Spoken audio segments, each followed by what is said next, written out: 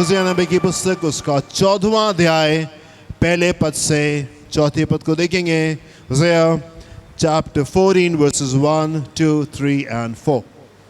हे इस्राएल, जी अपने परमेश्वर यहोवा के पास लौट आ, जी क्योंकि तूने अपने अधर्म के कारण ठोकर खाई है। हाँ बातें सीख कर और यहोवा की ओर लौट कर उससे कह, सब अधर्म दूर कर अनुग्रह से हमको ग्रहण कर, तब हम धन्यवाद रूपी बलि चढ़ाएंगे।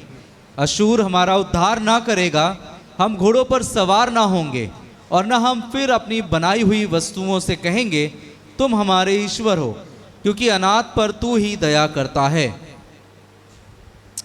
Hallelujah. Thank you Jesus। मैं सीरियसली पूरी गंभीरता के साथ में पिछले दिनों ये प्रार्थना कर रहा था कि प्रभु आप मुझे और मेरे लोगों को, मेरी कलीसिया को और संपूर्ण कलीसिया को आप उस जगह के ऊपर लेकर के आएँ जहाँ पे आप चाहते हैं कि कलीसिया होने पाए। पिछले दिनों की शिक्षा ने मुझे भी बहुत ब्लेस किया है and I am really amazed. मैं बड़ा हैरान हूँ इन परमेश्वर के जनों के लिए जिनको हम परमेश्वर के वचन में पाते हैं। कितनी अद्भुत, कितनी विशेष, कितना तगड़ा इनका विश्वास है। काश कि इनका जैसा विश्वास हमारा होने पाए और हमारे कलीसियाओं में हमारे लोगों का इस प्रकार का दृढ़ विश्वास होने पाए। एलिया का जब पानी जो जल जो था वो सूख गया और जब कौवे आना बंद हो गए, उसके बाद में परमेश्वर का वचन उसके पास से पहुंचता है and he was found faithful, वफादार पाया गया। प्रभु मैं तो एलिया हूँ और आप मुझे कैसे ऐसे लेकर के चल सकते? मेरे लिए तो इंतज़ाम पहले से हो जाना चाहिए था। नहीं, उसने इंतज़ार किया वहाँ पे और उसके बाद में परमेश्वर का वचन पहुँचता है कि नहीं, सारपत की विधवा के पास में जाओ। And here is a lady, यहाँ पे एक महिला है जिसके पास पे कुछ नहीं है, उसका सब कुछ खत्म हो गया है, आखिरी रोटी उसके पास में है and she is found faithful. और यहाँ पे ये महिला जो है ये वफादार पाई गई। विश्वास कितना तगड़ा है कि आखिरी रोटी होने के बावजूद भी ये विश्वास में पाई जाती है। यहोशू और उसके लोग परमेश्वर उनसे कहते हैं बाढ़ में यरदन पार करनी है, बाढ़ में यरदन पार करनी है। और यहाँ पे लोग तैयार हैं बाढ़ के समय में परमेश्वर की इच्छा में आगे बढ़ने के लिए। काश कि हमारा विश्वास इस प्रकार से निकल कर क्या आने पाए। प्रभु नदी को सुखा दीजिए और हम पार होने के लिए तैयार हैं। हम विश्वास करते प्रभु हम यहीं ठहरे जब तक कि नदी सूख नहीं जाएगी। हम पूरा विश्वास करेंगे प्रभु आप नदी को सुखा देंगे ताकि हम सूखी नदी में हम जो है वो पार करने पाएँ। बट व्हाट फेथ, कितना तगड़ा इनका विश्वास है। प्रभु अगर हमको बाढ़ से भी आप लेकर के जाएंगे तो हम विश्वास करते हैं कि हम उसमें चल नहीं पाएंगे। Hallelujah, what faith. पतरस कहने लगा यीशु को देख करके प्रभु आप कहे तो मैं भी पानी के ऊपर चलूं, मैं भी पानी के ऊपर चलना चाहता हूँ। यस, परमेश्वर ये सबक पतरस को और बाकी के सारे चेलों को देना चाहते थे। उसकी इच्छा तो ये थी कि उनको पानी पे चल करके वो पार लगाएं, पर विश्वास वहाँ पे इतना नहीं था जिसकी वजह से ये एक्सपीरियंस अधूरा रह जाता है, ये स्टोरी इनकम्प्लीट रह जाती है। काश कि हमारा विश्वास उस जगह के ऊपर आने पाए कि हम बाढ़ में भी यरदन पार करने को तैयार होने पाए। हालेलुया, अमेज्ड, हैरान हूँ अब्राहम के विश्वास को देख करके। 24 साल के बाद में भी कोई शिकायत नहीं है उसके पास में। Even after 24 years of waiting, 24 साल इंतजार करने के बाद भी कोई कंप्लेंट नहीं है। प्रभु ने कहा अभी तुमको सिद्ध होना जरूरी है, मेरी उपस्थिति में चलो और सिद्ध हो जाओ। जो चीजें तुम देख नहीं रहे हो उनको बोलना शुरू करो। अभी मुझे तुमको एक और इम्पोर्टेंट सबक देना बाकी है कि जो चीजें तुमको दिखाई नहीं दे रही है उनको अपने मुंह से बोलना और उनको अपने मुंह से अंगीकार करना तुमको जरूरी है, और तब तुम इन चीजों को अपनी जिंदगी में अनुभव करने पाओगे। And here is a man of God, और यहाँ पे परमेश्वर का जन है जो परमेश्वर से शिकायत नहीं कर रहा है, परमेश्वर से नाराज नहीं है, परमेश्वर से हताश नहीं है, लेकिन परमेश्वर की बातों को सुन के सर को झुका के कह रहा प्रभु ठीक है, आई एम रेडी, मैं तैयार हूँ। मैं स्मरण कर रहा था, मैं याद कर रहा था कल जब मैं वचन को तैयार कर रहा था, इस चीज़ को मैं मनन कर रहा था। प्रभु ने मुझे याद दिलाया और मैं कहा कि वापस मैंने अपनी ज़िंदगी में 24 साल पीछे मुड़ करके देखा। 24 साल पहले मेरा आत्मिक स्तर क्या था? 24 साल पहले, 24-25 साल पहले मुझे क्या मालूम था मेरा आत्मिक स्तर किस स्तर के ऊपर था। और जब मैं पीछे मुड़ करके देख रहा था आज के स्तर से और उस स्तर को जब मैं पीछे मुड़ करके देखता हूँ तो शायद मुझे कुछ नहीं आता था ज़माने में। जो कुछ परमेश्वर ने इन 24-25 सालों में सिखाया है इतना ज़बरदस्त है जिसकी कोई इंतहा नहीं है। जब मैं मुड़ करके देखता हूँ पिछले 25 साल पहले का मेरा आत्मिक जीवन तो मुझे आज ऐसा महसूस होता है कि उस समय मुझे कुछ नहीं आता था, उस समय मुझे कुछ नहीं आता था। एंड माइंड यू 24-25 साल पहले मेरा आत्मिक स्तर उस जगह के ऊपर था जहाँ पे हमने अपने बिजनेस को बंद किया और मैंने कहा कि प्रभु मैं पूरा जीवन आपकी सेवा में बिताना चाहता हूँ, अपनी ज़िंदगी का एक एक सेकेंड आपकी सेवा में बिताना चाहता हूँ। 25 साल पहले तकरीबन मैंने इस वायदे को इस फैसले को लेकर के मैं आगे बढ़ा। प्रभु ने उस ज़माने में इतना कुछ सिखा दिया था कि मैं अपनी पूरा जीवन परमेश्वर के पर पूरी तरीके से विश्वास करके उसके पीछे चलने के लिए तैयार था।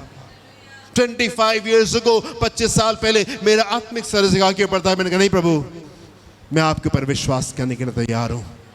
बहुत से लोगों ने हम लोग से आके कहा अरे एक जन नौकरी कर लो, एक जन प्रभु की सेवा करो, ये कैसे कर रहे हो, हमने भी तो ऐसे किया। हमने कहा नहीं, हम परमेश्वर पे पूरी तरीके से विश्वास करने के लिए तैयार हैं। 25 years ago, 24 साल पहले विश्वास का स्तर था, पर पिछले 24 साल में जब मैं मुड़ करके देखता हूं तो मुझे लगता है मुझे उस समय कुछ नहीं आता था, मुझे शायद उस समय कुछ नहीं आता था। 15 साल की उम्र में कलीसिया की ढेर सारी जिम्मेदारियों को हम लोग उठाते थे, चर्च पहुंच करके पूरे चर्च को सेटअप करते रहे। जब मेरी 15 साल की उम्र थी और हमारी कलीसिया 9 बजे लगती थी, 8 से 9 संडे स्कूल होता था और 8 बजे से पहले मुझे 7:30 बजे हम लोग को वहाँ पे पहुँचना होता था चर्च को पूरा सेट करने के लिए। और 7:30 बजे वहाँ पहुँचने के लिए मुझे 7 बजे घर से साइकिल से अपनी बहन को साइकिल के ऊपर बैठाल करके हमको चर्च जाना पड़ता था। 7 o'clock in the morning पूरी तरीके से तैयार होकर के चर्च को पहुंचते थे। 7:30 से 8 बजे तक के चर्च को सेटअप करते थे और हमारी जो टीम थी उसमें हम 4 लोग होते थे, जिसमें कि 2 लोग जो थे वो अक्सर करके नहीं आते थे और हम 2 लोग जो थे वही उसको पूरा चर्च को सेटअप करते थे। एट द एज ऑफ 15 परमेश्वर का अनुग्रह उसने ऐसा हृदय दिया। उससे पहले जब मैं क्लास 8 में था उस ज़माने से परमेश्वर का ऐसा अनुग्रह रहा, माता पिता की ऐसी शिक्षा रही कि कलीसिया जाते थे, बाइबल लेकर के जाते थे और डायरी लेकर के जाते थे। और क्लास 8 में जो कुछ पास्टर बोल रहे होते थे उनको वहाँ पे कुछ बातें जो मुझे अच्छी लगती थी उनको लोग नोट कर लेते थे और जब घर आते थे घर में आकर के उसको फेयर किया करते थे कि अच्छा नहीं ये भी बोला था, इस टॉपिक में ये बोला था, और पूरा फेयर करके उसका पूरा नोट बना करके हर संडे की डेट वाइज हमारी डायरी में चीज़ें लिखी रहती थी। उसका फ़ायदा ये होता था कि 6 महीने बाद, साल भर के बाद में, 2 साल के बाद में जब उन परसों को मुड़ करके देखते थे पूरा संदेश याद आ जाता था क्योंकि अच्छा ये शिक्षा मिली थी, ये शिक्षा मिली थी, ये शिक्षा मिली थी। Hallelujah, hallelujah. उस ज़माने की एक बड़ी खूबसूरत बात थी, आज के ज़माने में टेक्नोलॉजी बहुत आ गई है और अभी हम लोग मोबाइल फ़ोन में वचन पढ़ने लगे हैं, पर वो समय बड़ा खूबसूरत हुआ करता था जब हम लोग बाइबल ऐसे पढ़ते थे।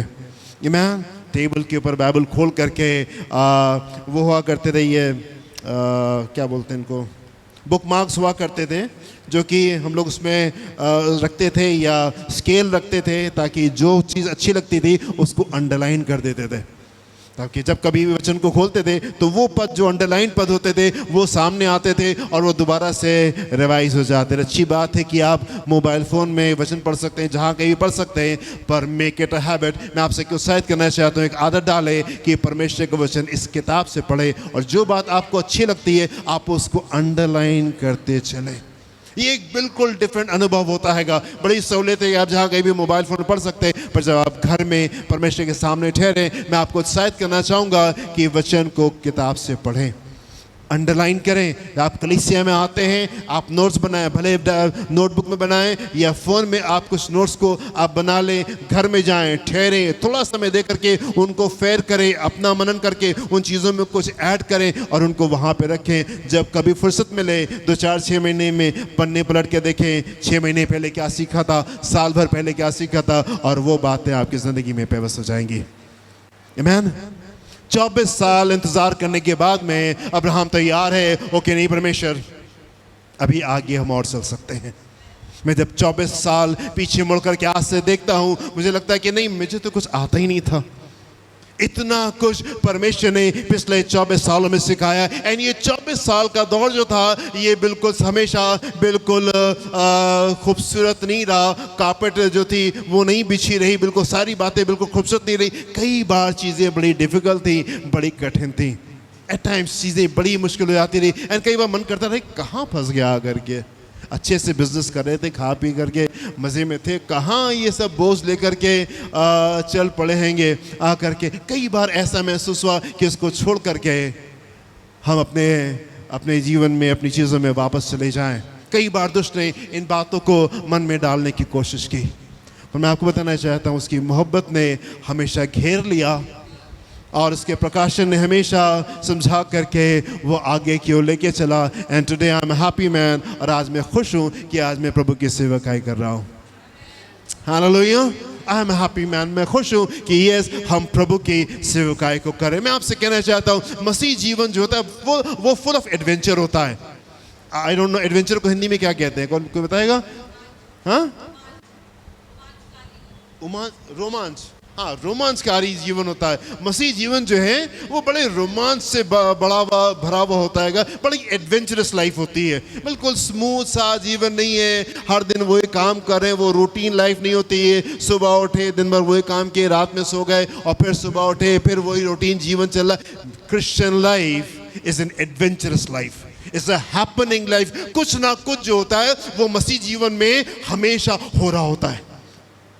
हाँ, यीशु मसीह चेलों के साथ में चल रहे थे और चेलों से कहा, सुनो, आगे जाओ, सामने के गांव में जाओ और वहां पे तुमको गधी का बच्चा मिलेगा, उसको खोल करके ले आओ। प्रभु कैसे, किसके घर में जा करके गधी का बच्चा कैसे खोल करके ले आए? हमारे गधी का बच्चे ले लीजिए, हमेशा के लिए ले लीजिए, आपको हम दे रहे हैं, एक दिन के लिए नहीं, हमेशा के लिए दे रहे हैं। जितना बताइए उतना दे रहे। दूसरे के घर से जा करके गधी का बच्चा कैसे खोल करके लेकर के आकर के आपको दे दें। You know, Christian life is an adventurous life. आप मसीह जीवन में चलेंगे तो ये बड़ी हैपनिंग है। कुछ ना कुछ ऐसा घट रहा होगा जो कि आपको झटके मिले, क्या हो, अरे प्रभु ये क्या हो रहा है। यीशु मसीह अपने चेलों से एक दिन कहने लगे कि इन 5000 लोगों को तुम खाना खिलाओ।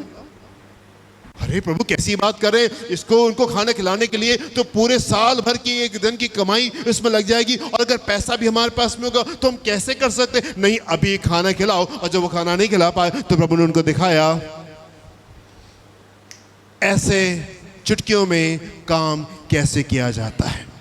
5000 आदमी लोग, टोटल पब्लिक 20,000 महिलाओं और बच्चों के साथ में कैसे काम किया जाता है। Christian life is an adventurous life, बड़ी अद्भुत जिंदगी है। यीशु मसीह के साथ में नाव में जा रहे, अचानक से तूफान आ गया, और तूफान इतना गंभीर आ गया कि अब लगता है अब तो डूब जाएंगे और मर जाएंगे। एंड किसी पल यीशु को हम डिस्टर्ब नहीं करना मांग रहे, और यीशु है कि उनकी नींद खुली नहीं रही है। इतने आंधी तूफान में वो बस सोई जा रहे हैं, उनकी नींद ही नहीं खुल रही, और हम लोग सोच रहे अभी उठ जाएंगे, अभी उठ जाएंगे। जब लगा अब कोई उम्मीद बाकी नहीं है, तब यीशु मसीह को हिला करके उठाया। तो यीशु मसीह ने क्या किया? हाँ, यीशु मसीह ने क्या किया? उल्टा चेलों को डांट दिया, हे अल्पविश्वासियों, मैं तुम्हारे साथ कब तक रहूंगा। Christian life is an adventurous life. अगर आप मसीही जीवन में आगे बढ़ना चाहते हैं तो मैं आपसे कहना चाहता हूं, एडवेंचर के लिए तैयार हो जाइए। हाँ, रोमांच के लिए आप तैयार हो जाइए। हालेलुया, आमीन। कुछ ना कुछ आपकी जिंदगी में ऐसा होगा जो कि आपको आकर के बस आकर के कस खिला देगा। मरियम जो थी अपने रोजाना जिंदगी को जी रही थी, अचानक से स्वर्गदूत आ गया और कहा, मरियम तुम गर्भवती होगी, और ऐसा ऐसा होगा, और ऐसा ऐसा होगा। Full of adventure. पूरी जिंदगी जो है वो एडवेंचर के साथ में बीतती है। यरीहो की दीवार कैसे गिरी? यरीहो के 7 चक्कर काटो। और 7 दिन 7 चक्कर काटोगे और दीवार जो नीचे गिर जाएगी। Christian life is not a regular life, जैसे आम चीजें चलती रहती हैं, ये उस प्रकार की जिंदगी नहीं है। ये उस प्रकार की जिंदगी है जो कि बड़े एडवेंचर के साथ में होती है, राइट और अगर आप मसीह के साथ में चल रहे हैं तो आपको एडवेंचर के लिए बिल्कुल रेडी हो जाना चाहिए। अगर आपकी ज़िंदगी बिल्कुल नॉर्मल है, इसमें कुछ घट नहीं रहा है, इसमें कुछ हो नहीं रहा है, तो मैं आपसे कहना चाहता हूं कि ये मसीह जीवन नहीं है जो आप जी रहे हैं। या इसको और बेहतर शब्दों में अगर कहा जाए तो ऐसे कहा जाएगा कि अगर आपके जीवन पर शैतान को परेशान नहीं कर रहा है तो वो आपको भी परेशान नहीं करेगा। अगर आपकी ज़िंदगी, आपकी बातें शैतान को परेशान नहीं कर रही हैं तो वो आपको भी परेशान नहीं करेगा। अगर आपकी बातें शैतान को परेशान कर रही हैं तो कुछ ना कुछ वो आपकी ज़िंदगी में आकर के करेगा। Hallelujah. Christian life is an adventurous life. John Wesley परमेश्वर के बहुत बड़े सेवक थे। मेथोडिस्ट कलीसिया जो पूरी दुनिया में जो बनी उसके बहुत बड़े उसके पायनियर थे, उन्होंने उसको शुरुआत की थी। एंड यहाँ पे एक दिन क्या हुआ कि 3 दिन बीत गए और जॉन वेस्ली को किसी ने बुरा भला नहीं कहा, और जॉन वेस्ली को किसी ने पत्थर नहीं मारा, और जॉन वेस्ली की किसी ने इंसल्ट नहीं की। एंड ये घोड़े से ये कहीं जा रहे थे, कहीं एक तरफ से दूसरी तरफ जा रहे थे, एंड सडनली उन्होंने रियलाइज करे 3 दिन बीत गए, मुझे किसी ने बुरा भला नहीं कहा। वो खट से अपने घोड़े से उतरे और घुटने टेक करके दुआ करने लगे, प्रभु मुझसे क्या गलती हो गई, मुझे क्षमा कर दीजिए। और जब वो दुआ कर रहे थे वहीं से दूर से एक पत्थर उनकी तरफ आया जो कि उनको गाली देता हुआ वहां पे पहुंचा, और वो खड़े हुए और हालेलुया प्रभु की जय बोल करके वो वहां से आगे चले गए। Christian life is an adventurous life. एक नॉर्मल सी जिंदगी, आप सुबह उठते हैं रात में सो जाने के लिए और रात में सोते हैं सुबह उठने के लिए, ये मसीही जीवन नहीं है। ये मसीही जीवन नहीं है। मसीही जीवन तब आता है जब आपकी ज़िंदगी में कुछ ना कुछ हो रहा होता है, एंड एवरी डे परमेश्वर आपको ढेर सारी बातें सिखा रहे होते हैं। जब मैं 24 साल 25 साल पीछे मुड़ करके देखता हूँ, मुझे लगता है 25 साल पहले मुझे शायद कुछ नहीं आता था, एंड ये वो टाइम था जब मैंने फैसला किया कि नहीं प्रभु, मैं अपना बिजनेस बंद करके, मैं अपना सब कुछ को छोड़ करके आपके पीछे चलूंगा। पर इन 25 सालों में प्रभु ने मुझे इतना कुछ सिखाया है, कि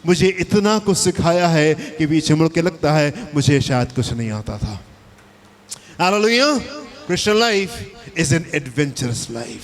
ढेर सारी चीजें आपकी जिंदगी में हो रही होंगी। कई बार बड़ा मुश्किल लगेगा, कई बार लगेगा परमेश्वर ने छोड़ दिया, कई बार लगेगा प्रभु सुन नहीं रहे हैं, कई बार लगेगा प्रभु आप कहाँ हैं। पर मैं आपसे कहना चाहता हूँ वो कहीं दूर नहीं जाता, वो वहीं पे आपके पास में रहता है। He is always with you। वो आपके साथ में हमेशा रहता है, भले आपको कुछ क्यों नहीं महसूस हो।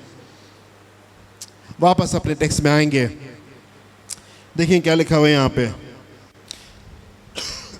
हे इस्राएल, अपने परमेश्वर यहोवा के पास लौट आ जी, क्योंकि तूने अपने अधर्म के कारण ठोकर खाई है। जी, बातें सीख कर जी, और यहोवा की ओर लौट कर उससे कह, जी, सब अधर्म दूर कर, अनुग्रह से हमको ग्रहण कर, जी, तब हम धन्यवाद रूपी बलि चढ़ाएंगे। जी, अशूर हमारा उद्धार ना करेगा, जी, हम घोड़ों पर सवार ना होंगे, जी, और ना हम फिर अपनी बनाई हुई वस्तुओं से कहेंगे, और ना फिर हम अपनी बनाई हुई वस्तुओं से कहेंगे तुम हमारे ईश्वर हो। तुम हमारे ईश्वर हो। अपनी बनाई हुई वस्तु से फिर से कहेंगे तो हमारे ईश्वर हो। Verse number 1 one more time. हे इस्राएल, अपने परमेश्वर यहोवा के पास, अपने परमेश्वर यहोवा के पास में लौट आ, क्योंकि तूने अपने अधर्म के कारण ठोकर खाई है। Return to the Lord. परमेश्वर के पास में वापस आ जाओ। अपने पाप के कारण तुमने ठोकर खाई है, वापस लौट आओ। क्या मतलब है? परमेश्वर इस्राएल से क्या करें? वापस लौटाओ। हो सकता है कि आप विश्वास के जन हो, you might be a man of faith. आप पूरी तरीके से परमेश्वर के ऊपर विश्वास करते हो, एवरीडे आप वचन पढ़ते हैं, एवरीडे प्रार्थना करते हैं, हर संडे चर्च में निकल के आते हैं, दान दसवें से प्रभु की महिमा कर रहे हैं, पाप से अपने आप को दूर रख रहे हैं, लेकिन परमेश्वर आपसे कहना चाहते हैं मेरे पास से वापस लौटाओ। मैं आपसे पूछना चाहता हूं, क्या आपका रिश्ता परमेश्वर से उस जगह के ऊपर है जहां पे आप उसमें खुश हैं? क्या आपका रिश्ता परमेश्वर के साथ में आज इस जगह के ऊपर है where you are happy in the Lord, जहाँ पे आप शांत हैं, आपका मन बिल्कुल शांत है, आपके हृदय से धन्यवाद निकला, आपके अंदर से आराधना निकली, जहाँ पे आप परमेश्वर को 100% ट्रस्ट करने के लिए तैयार हैं।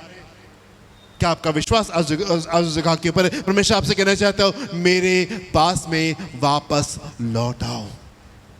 ढेर सारे लोग आज कलीसिया में हैं जो कि परमेश्वर से प्रेम करते हैं, जो कि हर एवरी डे प्रतिदिन वचन पढ़ते हैं, प्रार्थना करते हैं, हर संडे कलीसिया जाते हैं, दाऊद दसवन से प्रभु की महिमा कर रहे होते हैं, पर उनके जीवन, उनकी जिंदगी में आंसू है, उनकी जिंदगी में निराशा है, उनकी जिंदगी में दुख है, और उनके अंदर वो खुशी नहीं है, उनके अंदर वो आनंद नहीं है। एंड परमेश्वर ऐसे ही लोगों से बात करें और वो कह रहे मेरे पास में वापस लौट आओ, अपने पीछे से पाप को दूर करो, क्योंकि पाप ने तुमको हानि पहुंचाई है। हे इस्राएल, अपने परमेश्वर यहोवा के पास लौटा। किस सेंस में लौटाइए? आपके हृदय में वो आनंद होना चाहिए, आपकी जिंदगी में वो खुशी होनी। ये खुशी जो है ये आपका मीटर होता है। जैसे आपको बुखार चढ़ता है तो आप थर्मामीटर में चेक कर लेते हैं, भाई कितना बुखार है, कितना बुखार नहीं है। मसीह जीवन कैसा चल रहा है, आप उसको कैसे चेक करते हैं? जब आपके हृदय में आनंद होता है, it's bubbling in my soul, वो छल के मेरी आत्मा में छल के मैं नाचूं, मैं गाऊं, यीशु ने मुझे बचाया। If it is bubbling in your soul, अगर आपके अंदर वो आराधना चल रही है, कूद रही है, आपका हृदय आनंद के साथ में भरा हुआ है, आप परमेश्वर के साथ में बिल्कुल बढ़िया से चल रहे हैं। पर अगर वो आनंद मिसिंग है, अगर वो खुशी मिसिंग है, जरूरत इस बात की है कि आप वापस परमेश्वर के पास में लौट के आने पाए। आप उस जगह के ऊपर पहुंचे जहां पे 100% आपके अंदर विश्वास होने पाए, आपके अंदर खुशी होने पाए, आपके मन के अंदर शांति होने पाए, आपका रिश्ता उस जगह के ऊपर आ जाने की आवश्यकता है। वापस हे इस्राएल, अपने परमेश्वर यहोवा के पास में लौटा। आगे पढ़े क्या लिखा हुआ है? क्योंकि तूने अपने अधर्म के कारण ठोकर खाई है जी, बातें सीख कर जी, और यहोवा की ओर लौट कर जी, उससे कह सब अधर्म दूर कर, जी, अनुग्रह से हमको ग्रहण कर, जी, तब हम धन्यवाद रूपी बलि चढ़ाएंगे। जी। अशूर हमारा उद्धार ना करेगा, अशूर हमारा उद्धार नहीं करेगा। हम घोड़ों पर सवार ना होंगे, घोड़ों पे सवार नहीं होंगे, और ना हम फिर अपनी बनाई हुई वस्तुओं से कहेंगे तुम हमारे ईश्वर हो, तुम हमारे ईश्वर हो। कई बार क्या होता है विश्वासी जिंदगी में, यदि शैतान आपको आपके विश्वास से हिला नहीं पाता है तो आपके विश्वास से आपको दूर कर देता है। अगर वो आपको आपके विश्वास से हिला नहीं पाएगा तो आपको विश्वास से दूर कर देता है। धीमे से वो आपकी जिंदगी में उन बातों को डाल देता है जहां पे आप अशूर के ऊपर विश्वास करना शुरू कर देते हैं कि नहीं, आपका विश्वास है अशूर आपका उद्धार करेगा। कुछ चीज़ों के ऊपर आप भरोसा रखना शुरू कर देते, नहीं ये चीज़ें हमारा उद्धार करेंगी, और हम घोड़ों पे सवार होकर भाग जाएंगे, दिक्कत होगी, डॉक्टर के पास ले जाएंगे। कई चीज़ों के ऊपर हम परमेश्वर को छोड़ के विश्वास करना शुरू कर देते हैं, अपने रुपए पे, अपने पैसे पे, अपनी काबिलियत पे, अपनी बुद्धि पे, अपने समझ पे, अपनी जॉब पे, अपने बिजनेस पे, अपने दोस्तों के ऊपर, कई चीज़ों के ऊपर हमारा भरोसा होता है। नहीं, ये हमारा भरोसा इनके ऊपर, प्रभु हम आप पे पूरा विश्वास करें, पर ये चीज़ें बिल्कुल खूबसूरत चल रही हैं और हम इनके ऊपर विश्वास करते, कोई दिक्कत होगी तो ये चीज़ें हमारे सपोर्ट के लिए तो हैं। एंड एवरी टाइम इस क्षेत्र में जहां पे हमारा विश्वास होता है, अगर यहाँ पे कोई भी चीज़ गड़बड़ होती है, हमारा संबंध परमेश्वर के साथ में डिस्टर्ब होने लगता है। क्यों? क्योंकि आपका भरोसा परमेश्वर के ऊपर नहीं है, आपका भरोसा आपकी चीजों के ऊपर है, आपका भरोसा आपके परमेश्वर के ऊपर नहीं है। You are trusting the things that you have made, जो बातें आपने बनाई है, जो बातें आपने खड़ी की, जो बातें इनफैक्ट आपको लगता है कि आपने खड़ी की है, और उनके ऊपर आपका भरोसा होता है। आपके जॉब के ऊपर आपका भरोसा होता है, आपके बिजनेस के ऊपर भरोसा होता है। अगर बिजनेस थोड़ा सा डगमगाता है, अरे प्रभु क्या होगा, अगर जॉब में हल्के से कुछ, अरे प्रभु क्या होगा। ना, जॉब आपको सस्टेन नहीं कर रहा है, आपकी नौकरी आपको संभाले हुए नहीं है, आपका बिजनेस आपको संभाले हुए नहीं है, परमेश्वर आपको संभाले हुए है। डॉक्टर आपको संभाले हुए नहीं है, परमेश्वर आपको संभाले हुए है। आमीन। आपकी सुरक्षा कहां से आती है? परमेश्वर से आती है। ढेर सारी चीजें आपकी जिंदगी में होती है जो परमेश्वर ने आपकी जिंदगी में खूबसूरत की होती है, उसने आपको बुद्धि दी होती है, उसने आपको समझ दी होती है कि आप उस स्तर के ऊपर होते जहां पे आप होते, पर हम उन चीजों के ऊपर ट्रस्ट करना शुरू नहीं कर देते। हम उनके ऊपर भरोसा रखना शुरू नहीं कर देते। एंड एवरी टाइम यहाँ पे दिक्कत आती है, हमारा विश्वास परमेश्वर से डगमगाने लगता है।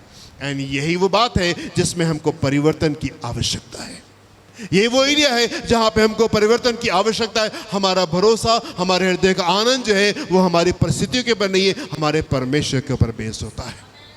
हमारा भरोसा परमेश्वर के ऊपर 100% होता है और वो चीज़ों के ऊपर और वो परिस्थिति के ऊपर नहीं होता। परमेश्वर परिस्थिति के डगमगाने से हमारा आनंद ऊपर और हमारा आनंद नीचे नहीं जाता। हमारा भरोसा परमेश्वर के ऊपर होता है। और इसीलिए सारपत की विधवा अपनी आखिरी रोटी तक के विश्वास योग्य पाई गई, क्योंकि उसका भरोसा उस रोटी के ऊपर नहीं था, उस कुप्पी के ऊपर नहीं था, उस मटकी के ऊपर नहीं था, उसका भरोसा उसके परमेश्वर के ऊपर था। इसीलिए एलिया डगमगाया नहीं, क्योंकि एलिया का भरोसा उस जल के ऊपर नहीं था और उस कौवों के ऊपर नहीं था, पर एलिया का भरोसा उस कौवों के परमेश्वर के ऊपर था और उस जल के परमेश्वर के ऊपर था। And that is what is needed today. और इस बात की आपको आवश्यकता है। परमेश्वर ने यहोशू से कहा अपने लोगों को लो और यरदन हम अभी पार करेंगे, जिसमें बाढ़ आई हुई है। और वो तैयार थे यरदन को बाढ़ में पार करने के लिए, क्योंकि फर्क नहीं पड़ता कि यरदन सूखी हुई है या यरदन बाढ़ में, यदि परमेश्वर हमारे साथ में है तो। आमीन। आपका भरोसा किस जगह के ऊपर? कई बार हम अश्शूर के ऊपर विश्वास कर रहे होते हैं कि वो हमारा उद्धार करेगा। कई बार हम ये सोचते अरे हम तो घोड़ों पे सवार होकर के हम भाग जाएंगे और हम यहाँ से निकल जाएंगे। कई बार हम उन चीज़ों के ऊपर ट्रस्ट कर रहे होते जो हमने खड़ी की होती, और इस एरिया में जरा सा डिस्टर्बेंस होता है, हमारा हृदय बेचैन होने लगता है। इट इज हाई टाइम कि हम परमेश्वर के ऊपर फुल 100% ट्रस्ट करने पाए। भजन संहिता 20 उसका 7वां पद देखें क्या लिखा हुआ है। किसी को रथों का और किसी को घोड़ों का भरोसा है, किसी को घोड़ों का भरोसा है, परंतु हम तो अपने परमेश्वर यहोवा ही का नाम लेंगे। किसी को रथों का और किसी को घोड़ों का भरोसा है। घोड़ों का भरोसा है। आपका भरोसा कहाँ पे है? आप रथों पर विश्वास कर रहे हैं? आप घोड़ों पर विश्वास कर रहे हैं? आप अपनी नौकरी के ऊपर विश्वास करें, अपने बिजनेस के ऊपर विश्वास करें, अपने परिवार के ऊपर विश्वास करें, आप डॉक्टर के ऊपर विश्वास करें, आप दवाई के ऊपर भरोसा रखें, आप बाकी चीज़ों के ऊपर विश्वास करें, या आपका विश्वास परमेश्वर के ऊपर है? या आपका विश्वास परमेश्वर के ऊपर है? किसी को रथों को और किसी को घोड़ों को भरोसा है, पर हम तो अपने परमेश्वर यहोवा ही का नाम लेंगे। एक और पद को मेरे सामने देखिए, भजन संहिता 33 Psalm 33 16 to 19 16 से 19। भजन संहिता 33 16 से 19। कोई ऐसा राजा नहीं, कोई ऐसा राजा नहीं जो सेना की बहुतायत के कारण बच सके, सेना की बहुतायत के कारण बच सके। कोई ऐसा राजा नहीं है, कोई ऐसा जन नहीं है उसके पास में बहुत कुछ है तो बच जाएगा। आपकी चीजें की बहुतायत आपको बचाने नहीं जा रही हैं।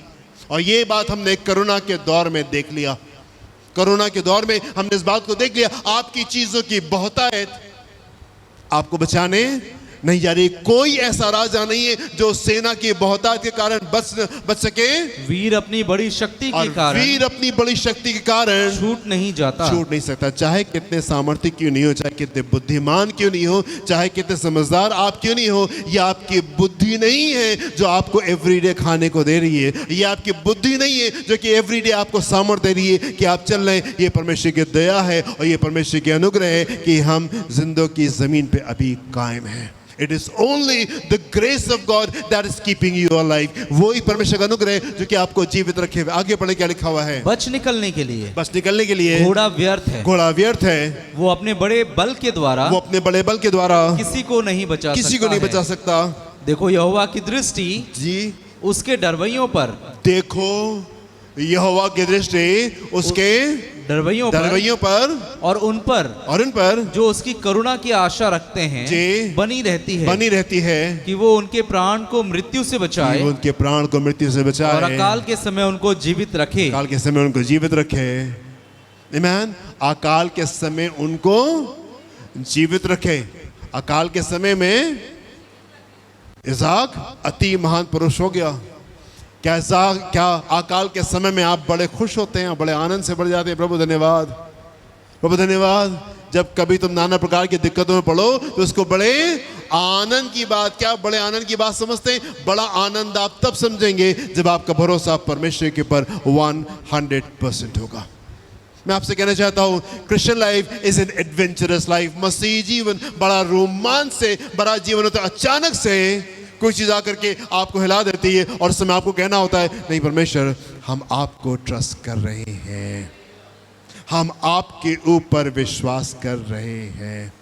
हालेलुया। कृपया मैं शिक्षा आपको इसलिए देना मांग रहा हूं क्योंकि ये मौसम उकाब के पंखों के ऊपर ऊंची उड़ान का मौसम है।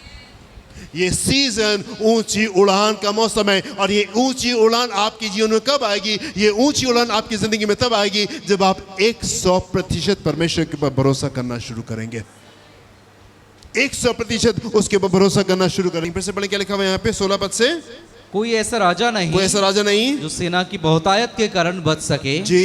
वीर अपनी बड़ी शक्ति के कारण छूट नहीं जाता। जी।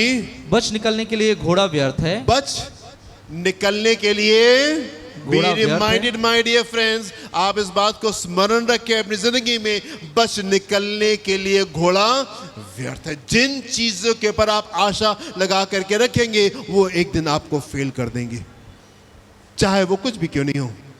अगर आप अपनी जिंदगी में किसी भी चीज को परमेश्वर से ज्यादा स्थान देंगे, वो चीज आपको आपकी जिंदगी में फेल कर देगी एक दिन। बच निकलने के लिए घोड़ा व्यर्थ है। आगे, वो अपने बड़े बल के द्वारा जी किसी को नहीं बचा सकता। किसी को नहीं बचा सकता। देखो यहोवा की दृष्टि जी उसके डरवैयों पर जी और उन पर जो उसकी करुणा की आशा रखते हैं जी बनी रहती है, जी, कि वो उनके प्राण को मृत्यु से बचाए को मृत्यु से बचाए और अकाल के समय जी उनको जीवित रखे। आमेन एंड आमेन। अकाल के समय ना सिर्फ उनको जीवित रखेगा, पर अकाल वो समय होगा जिस समय हम उकाब के पंख को लेकर के ऊंची उड़ान में जाएंगे। इफ देयर इज एन अकाल इन योर लाइफ, अगर आपकी जिंदगी में अकाल है, ये वो मोमेंट है कि परमेश्वर आपको ऊंची उड़ान पे लेकर के जाए। मैं आपसे कहना चाहता हूँ, मसीही जीवन इज अ हैपनिंग लाइफ। मसीही जीवन रोमांचकारी जीवन होता है। अगर एक रेगुलर सा जीवन है, आप रात में सोते हैं सुबह उठने के लिए और सुबह उठते हैं कि शाम को आप जाकर के दोबारा से सो जाएंगे, एक रेगुलर सी रूटीन सी जिंदगी है, तो वो मसीही जीवन नहीं है। अगर आपका जीवन परमेश्वर को, शैतान को परेशान नहीं कर रहा है, तो वो भी आपको परेशान नहीं करेगा, बिल्कुल शांत छोड़ देगा। मसीह जीवन रोमांचकारी जीवन है। पहला सैमुएल 2 अध्याय 8 से 10 पद को देखेंगे। 1 सैमुएल चैप्टर 2 वर्सेस 8 to 10। वो कंगाल को धूलि में से उठाता जी और दरिद्र को घूरे में से निकाल खड़ा करता है, जी ताकि उनको अधिपतियों के संग बैठाए जी और महिमा युक्त सिंहासन के अधिकारी बनाए। जी। क्योंकि पृथ्वी के खंबे यहोवा के हैं। क्योंकि पृथ्वी के खंबे यहोवा ही के हैं और उसने उन पर जगत को धरा है। जी। वो अपने भक्तों के पाँव को संभाले रहेगा। वो अपने भक्तों के पाँव को संभाले रहेगा, परंतु दुष्ट अंधियारे में चुपचाप पड़े रहेंगे। जी। क्योंकि कोई मनुष्य अपने बल के कारण प्रबल ना हो। कोई मनुष्य अपने बल के कारण प्रबल नहीं होगा। जो यहोवा से झगड़ते हैं, जो यहोवा से झगड़ते हैं, वे चकनाचूर होंगे। चकनाचूर होंगे। वो उनके विरुद्ध आकाश में गरजेगा। जी। यहोवा पृथ्वी की छोर तक न्याय करेगा। जी। और अपने राजा को बल देगा। अपने राजा को बल देगा और अपने अभिषेक के सिंह को, अपने अभिषेक के सिंह को ऊंचा करेगा। वो ऊंचा करेगा। अपने अभिषेक के सिंह को वो ऊंचा करेगा। ये वायदा परमेश्वर ने आपसे किया है। जिस मार्ग से वो आपको लेकर के चल रहा है, वो हानि का मार्ग नहीं है। वो कठिन जरूर है, पर अगर कठिन है तो परमेश्वर आपको बना रहे हैं, परमेश्वर आपको सुधार रहे हैं और आपको डिफरेंट लेवल के ऊपर लेकर के जा रहे हैं।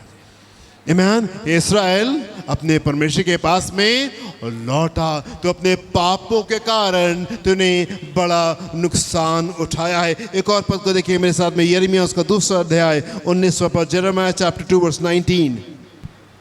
तेरी बुराई ही तेरी ताड़ना करेगी। तेरी बुराई ही तेरी ताड़ना करेगी। तेरी ताड़ना करेगी और तेरा भटक जाना तुझे उलाहना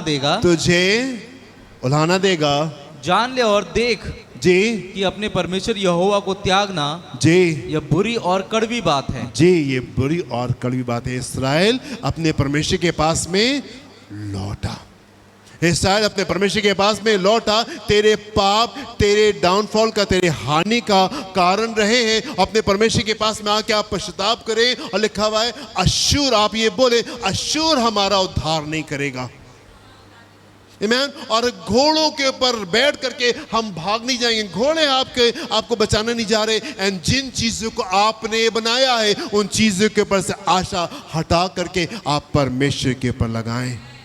उन चीजों से आशा हटा के परमेश्वर के ऊपर लगाए। तेरी बुराई ही तेरी ताड़ना करेगी और तेरा भटक जाना तुझे उलाहना उलाहना देगा। देगा। जान ले और देख ध्यान रख देख कि अपने परमेश्वर यहोवा को त्यागना जी, ये बुरी और कड़वी बात ये है। बुरी और कड़वी बात है। तुझे मेरा भय ही नहीं रहा, तुझे मेरा मेरा भय ही नहीं रहा। This is a fact. ये एक बहुत बड़ी सच्चाई है जो कलीसिया में पाई जाती है। आजकल लोगों के अंदर परमेश्वर का भय खत्म हो गया। एंड ढेर सारे लोग आज पाप के परमेश्वर के साथ भी चल रहे हैं और पाप में चल रहे हैं। वाई? परमेश्वर का भय उनकी जिंदगी से खत्म हो गया है। एंड तुम्हारे पाप तुम्हारे हानि का कारण होंगे। आपके पाप आपके हानि का कारण होंगे। ये जो भय परमेश्वर का आपके अंदर नहीं रहा, ये खराब बात है। आगे प्रभु सेनाओं की यहोवा की यही वाणी प्रभु है। सेना के यहोवा की यही वाणी। एक और पद मेरे साथ में आप देखें, विलाप गीत उसका 5वां अध्याय 15 से 18 पद। हमारे मन का हर्ष जाता रहा, हमारे मन का हर्ष हर्ष जाता रहा, हमारा नाचना विलाप में बदल गया है। हमारा नाचना, वो जो आनंद था प्रभु का वो खत्म हो गया। वो जो आनंद रहता था हमारे हृदय में, उछलते कूदते जय जयकार, हो प्रभु आपका धन्यवाद, वो आनंद हमारा खत्म हो गया। वो नित्य जो था वो हमारा विलाप में बदल गया।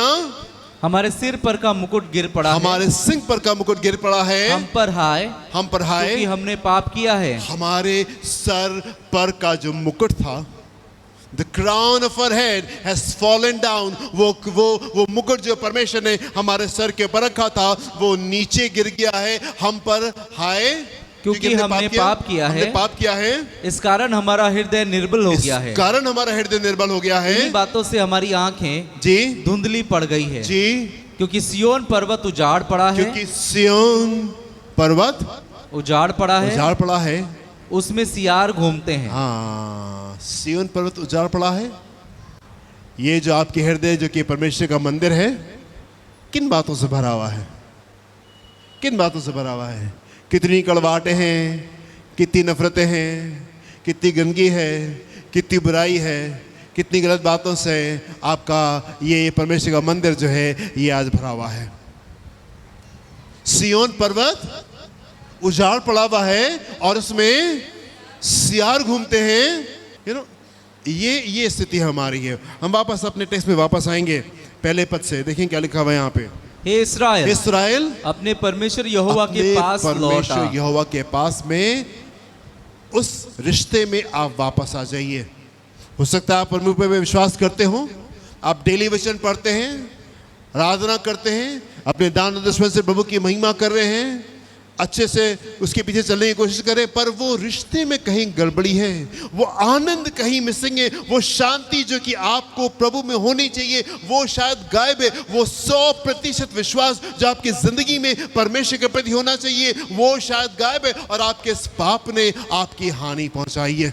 और ये क्यों कर होने पाया? ये इसलिए होने पाया क्योंकि आपने, जब परमेश्वर ने आपको ब्लेस किया, जब परमेश्वर ने आपको आशीष दी, तो आपने उन चीजों के ऊपर भरोसा करना शुरू कर दिया।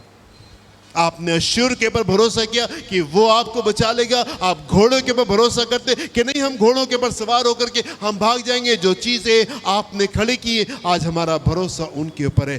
वापस लौटने की आवश्यकता है। दूसरा पद क्या लिखा हुआ है? सेकेंड वर्स, बातें सीख कर और यहोवा की ओर लौट कर उससे कहे सब अधर्म दूर कर अनुग्रह से हमको ग्रहण कर। पाप, तुम्हारा पाप तुम्हारी हानि का कारण हुआ है। पाप क्या होता है? कौन? व्हाट इज सिन? आपकी समझ से पाप क्या होता है? हम लोग इस शिक्षा को काफी समय पहले लिए थे, क्या आपको याद है? व्हाट इज सिन? पाप क्या होता है? मुझे आपसे उत्तर चाहिए इसमें। आपको क्या लगता है? व्हाट इज सिन? आपकी दृष्टि में पाप क्या है?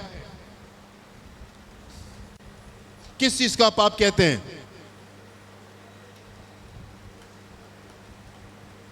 हमको यही नहीं मालूम कि पाप क्या होता है, तो हम कैसे समझेंगे कि हम पाप में हैं या पाप में नहीं है? व्हाट इज सिन? आपके अनुसार पाप क्या होता है? जल्दी से कौन बताएगा? यस, व्हाट इज सिन? कई बार हमको लगता है कि जो बुरी बातें हैं वो पाप होता है। जितनी बुरी बातें हैं वो पाप की कैटेगरी में आती हैं। यस, जितनी बुरी बातें हैं वो पाप की कैटेगरी में आती हैं। लेकिन पाप सिर्फ बुरी बात ही नहीं होता। हर वो चीज जो परमेश्वर की दृष्टि में गलत है वो पाप है। आपकी दृष्टि में वो चीज सही हो सकती है, पर वो परमेश्वर की दृष्टि में गलत है और वो पाप है। व्हाट इज सिन? सिन क्या होता है? हर वो बात जो गलत है परमेश्वर की दृष्टि में, वो पाप की कैटेगरी में आती है। राइट? और पाप सिर्फ तब नहीं होता जब आप कुछ करते हैं तब पाप होता है। कई बार हमको लगता है हम कुछ करेंगे तो हमारे करने के द्वारा पाप होता है। आपके करने के द्वारा पाप नहीं होता, आपके ना करने के द्वारा भी पाप होता है। राइट? हम कुछ करते हैं तभी हम पाप करते हैं, ऐसा नहीं है। आप अगर कुछ नहीं भी करें तो भी आप पाप करते हैं। कैसे पाप होता है? जैसे में लिखा हुआ है, यदि तुम जानते हो कि सही क्या है और नहीं करते तो पाप करते हो। यदि तुम जानते हो कि सही क्या है और नहीं करते, पाप सिर्फ कुछ करने से नहीं होता, पर अगर वो काम जो सही है आप नहीं कर रहे हैं तो भी आप पाप कर रहे हैं। हम कुछ करने के द्वारा पाप करते हैं और ना करने के द्वारा भी हम पाप करते हैं। Whatever is good, जो कुछ आपको करना चाहिए, आपको प्रार्थना करनी चाहिए, आप प्रार्थना नहीं कर रहे हैं तो पाप की कैटेगरी में आता है। हाँ, सैमुअल जो था वो शाऊल से कहने लगा, मैं तुम्हारे लिए प्रार्थना ना करके पाप नहीं करूंगा। मैं तुम्हारे लिए प्रार्थना नहीं करूंगा तो मैं पाप करूंगा, और मैं ऐसा काम नहीं करने जा रहा हूं। सो अगर हम जानते कि सही क्या है और हम नहीं करते तो हम पाप करते हैं। आमीन। एक और चीज, पाप सिर्फ करने और ना करने के द्वारा नहीं होता, पाप आपके सोच के द्वारा भी होता है। अगर आपने सोच में कुछ गलत सोच लिया, हाँ, वैसे में से लिखा हुआ, अगर मन में आपने व्यभिचार सोच लिया तो, अगर आपने मन में सोच लिया व्यभिचार तो वो हो गया। यदि आप वो जन हैं जो ऐसी दिक्कत से को सफर करते हैं, तो एवरी टाइम आपके पास में थॉट आता है, आपके प्रभु मुझे पवित्र करें और मुझे सोच से बाहर निकालें। If you are a man, अगर आप वो जन हैं जो ऐसी बातों से स्ट्रगल करते हैं, अगर आप ऐसे शख्स हैं जो कि ऐसी बातों से स्ट्रगल करते हैं, आप नहीं सोचना मांगते पर ऐसे विचार आपकी ज़िंदगी में आ जाते हैं, आपको क्या करने की आवश्यकता है? प्रभु अपने लहू को मेरे दिमाग पे लगाइए और इन विचारों को मेरी ज़िंदगी से बाहर निकालिए। राइट? सो कई बार हम पाप करते हैं, एंड पाप सिर्फ वो नहीं होता जो कि आपको लगता है कि ये बुरा है, वो पाप है। Everything that is wrong is sin. हर वो बात जो परमेश्वर के वचन के अनुसार गलत है वो पाप है। और यदि आप जानते कि सही क्या है, आप नहीं करते तो आप पाप कर रहे होते हैं। एंड कई बार हम अपनी सोच के द्वारा पाप कर रहे होते हैं, अपने बोलने के द्वारा पाप कर रहे होते हैं, एंड अपने खाने के द्वारा भी पाप कर रहे होते हैं। मरभुक्के पने से किसी घर जाए और जाके खूब कस के आपने सूट डाला, ये भी परमेश्वर के वचन में लिखा हुआ है, ग्लटनी इज सिन। पेटूपन, हाँ, शाम को पार्टी में जाना, सुबह से कुछ नहीं खाया, शाम ही को जाकर के खाएंगे जम करके वहां पे, ये पाप की कैटेगरी में आता है। हाँ, बस पार्टी में पहुंचे तो प्लेट में सिर्फ बोटियां ही बोटियां हैं और रोटी वहां पे नहीं है। दिस इज सिन। ये परमेश्वर के उसमें गुनाह काउंट होता है। कल रात में जब मैं अपने उसको चेक कर रहा था, कुछ चीज़ों को वापस अपनी स्टडी में जा रहा था, जो कुछ मैंने पिछले दिनों में बनाई थी सिन के ऊपर, मैं स्टडी में वापस देख रहा था, तो मुझे एक लंबी सी लिस्ट मिली, कम से कम 700-800 उसमें पाप लिखे हुए परमेश्वर के वचन में, वर्सेस के साथ में लिखे हुए ये पाप होता है। कम से कम 500-600 उसमें पाप मेंशन्ड है कि ये पाप होता है, ये पाप होता है, ये पाप होता है। हम अपने पापों के कारण कई बार हमने नुकसान को उठाया है, क्योंकि हमने भरोसा अपनी चीज़ों के ऊपर किया है। आवश्यकता इस बात की है कि आपके मन में आनंद रहने पाए, आपका रिश्ता खुदा के साथ में खूबसूरत रहने पाए, आप शांति में रहने पाए, आप उत्साहित रहने पाए, आप मगन रहने पाए। 100% faith in the Lord. Hallelujah, आमीन। अपनी आंखों को बंद करेंगे, हम प्रार्थना करेंगे। हालेलुया।